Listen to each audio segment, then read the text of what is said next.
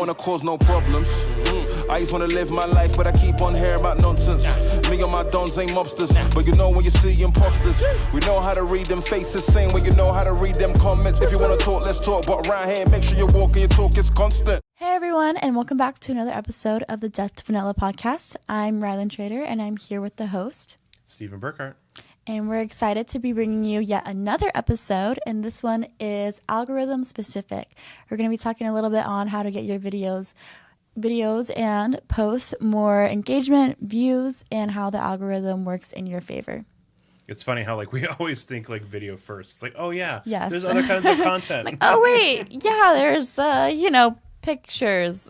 Right? What are those called? Graphics? Yeah. And that actually unintentionally goes right into what we want to talk about today, which is the first part about the algorithm and something that we've noticed changes on specifically with Instagram is the different kinds of formats, whether it is video, we're talking long-term or long form, short form. This is my first time talking, guys. And short form, long form, graphics, photos, carousels, right? And so when obviously there's a fight between platforms for our attention, right? And so it is no mystery to Instagram that TikTok made massive headway in user count on how many people are on it, regularly, how much time people are spending on it. Within the last 6 months, I believe TikTok had a stat that they had more searches than Google. Yeah.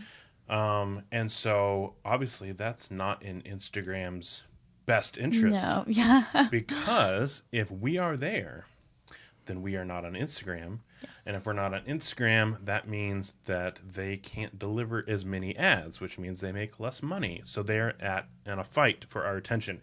So with that said, because of the headway that TikTok made, Instagram came out with Reels. Now, back to the algorithm conversation. They overly ranked Reels as a part of reach because you and I want to have reach. Yeah. And so what are we going to do? We're going to make some flipping Reels. And so we played right into the strategy, right? Absolutely. That Instagram had. Yeah. And so for a long time they pushed them because anyone's going to jump on who wants to get views and likes and comments and all those things, whether it's for vanity or if it's for business, is going to want to make a reel then because that's what's going to do the best. And we always want to do whatever is going to do the best. Otherwise we'd be kind of silly marketers. Yeah. And so they came out, can't remember how many weeks ago. I want to say it was 4 weeks ago now. They made an announcement that they realized that they needed to make adjustments with the algorithm and they were going to start ranking other kinds of content more. Well, that was interesting for something like a carousel, which previously would not have ranked very well. People have used them strategically and they've done, decently and stuff like that, but nothing compared to a reel. Yeah, totally. Yeah. And so they made an adjustment to the algorithm. I'm sure in many ways that we don't quite understand or know. But specifically, we knew for a fact that Reels were going to start not ranking nearly as much as before, which is important as a marketer to be able to explain that to your client to say hey, remember all those cool view counts we got? Well, guess what? They're gone. But also doesn't mean we're doing any worse. Yeah. And so that's important to remember. When you're making content for social media, realize that it is a moving target. They're always adjusting their algorithm because they have other platforms they're competing against for your attention, and they're going to do whatever it takes to get you to stay there. And they're going to make algorithm changes in accordance with that. So one of the things that we want to encourage you, as of right now of shooting this in August, have a variety. Don't put your entire strategy into Reels only. They still make great headway. You're still going to get great reach on them, but explore other opportunities. We've been using carousels as a less entertaining, but more informative way of being able to communicate things that are helpful tips, ways that we're just communicating our brand, and they're actually going to do better than they used to because of the algorithm changes. So that's my 2 cents on algorithms. Yeah. I know you have a lot to add when it comes to hashtags and other ways of positioning the content in the platform that I'd love to hear your 2 cents on. Yeah. Your hot take. Yes, in the hot seat, if you will. I think that one thing that we miss, I think we talk about SEO a lot. We think a lot of just like websites, and absolutely that applies there, but it also applies on Instagram. You know, if I go on Instagram and I'm looking up cool restaurant near me, like I forget who, it was my mom. I was talking to my mom and she was telling me that she would go and look up restaurants and then see like where people posting there, because you get like real reactions from people. You get like their actual food that they received. And I was like, what a cool and unique way. So for businesses, this is just like such a key way, because if you look it up and your business is posting all the time and you can see like all that stuff, that's such a key way for people to be able to find that. So when you use those keywords in your business, whether it's Arizona native, AZ business, whatever, you know, whatever your business is about, you should be putting it in your captions. And you should be doing like, I think the sweet spot is like 2 to 5 hashtags, if I'm correct. You don't want to overdo it on the hashtags, because then it gets a little spammy, a little overdone. And I think that you lose the core of the caption if you overwhelm it with those hashtags. For sure. Yeah, and I think that in general, like, you're trying to help the platform understand what it's looking at. It doesn't know. Like, it's getting pretty smart. The AI on it has been developing for years now.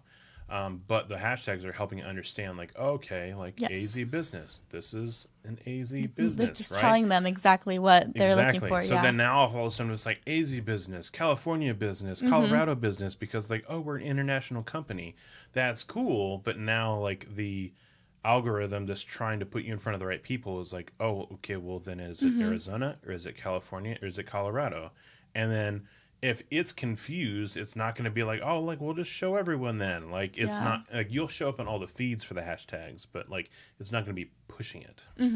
Getting those, like, direct and specific hashtags can be really vital, too, because sometimes when you do the overly general ones, it's harder to be found on those. But I also found that when they're too small, that also makes it pretty difficult. Because recently I have photography on the side, and so I was doing some photography for some people at Arizona State, and so I was looking up some of my competitors and like what they were doing, and I found that a lot of them use very like smaller hashtags. They don't use like bigger hashtags with like under 1,000 posts. So I was trying to find those hashtags with a sweet middle ground, like ASU grad, that had like I think 200,000 or something like that. So it was easier to find. And you're able to cross-reference those and be able to like get a pretty niche and narrow down like your client base from that. Well, because that's like 2,000 total. 200,000 yeah. total. So that means that like we're looking at a couple thousand, like maybe per semester or something like that. So like if you post 100 times, you're gonna get seen. Yes, absolutely. So, especially if you're better than your competitors. Yeah. What can I say? You know, subjective, but maybe you are. I'm just kidding. Yeah, and so I think that you know, that's a great question about like quality as well. But you know, the algorithm doesn't know. Well, it kind of knows a little bit about what quality is or isn't. Quality is subjective. And so I think it just goes back to like, what's your strategy, like your hashtag strategy? Absolutely. Are you choosing ones that are local? Are you choosing ones that are actually pertinent to your business? And the other one I want to hit on as well is like, because I literally had this conversation with a small business owner recently, which is like, you have to choose hashtags that people are actually looking for. Yeah.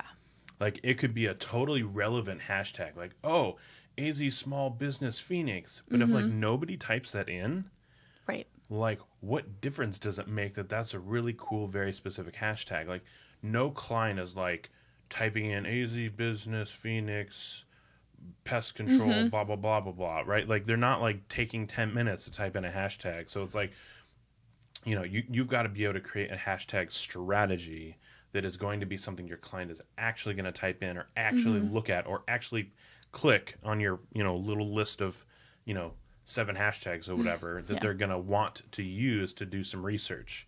Because what we're really talking about is like people doing research and finding your business. So, so that's our hot take on that. Yes, it is. I feel like this is a shorter episode. Yeah. I think the algorithm, well, it's always changing, you know, you have to make sure you're on top of it. You have to be looking up. One, I think, useful hack that we just recently found is that we follow the founder of Instagram. Oh, yeah. and he will be posting live updates of what's happening on the app. So that's a great resource for you guys to go ahead and use if you'd like. And yeah. That's a good point. Yeah. It was so funny because it's like one of those things where like that makes so much sense. Yeah. But like Google's like known for being very secretive about their algorithm changes. In fact, there are changes in their last update that people are still trying to figure out. So it's like on the flip side, you have like the transparency from the CEO of Instagram, who's like, "Here's what we changed." And you're like, oh, she has to figure okay. it out. Yeah. We'll just go do that then. Yeah. Literally. So yeah, there's obviously going to be, oh, look at us. We're sharing information that's helpful for you, right? But there's going to be other people too, especially people on the inside of companies that are going to be like way privy to like the finer details of how things are working. And those are good people to follow because they'll actually tell you how they're changing and you can execute on it right away. Yeah.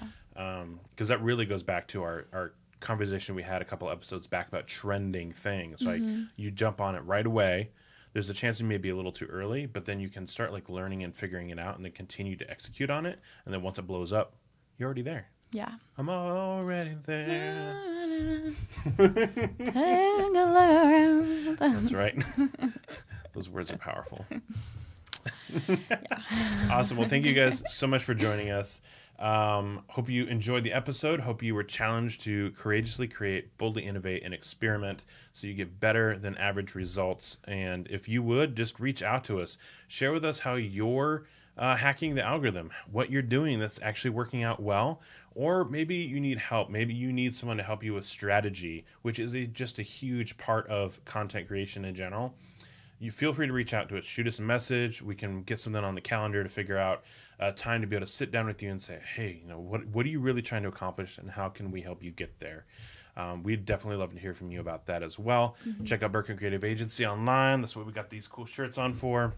And thank you so much for watching the show. Without an audience, we would just be talking about ourselves to ourselves. And two dudes just talking.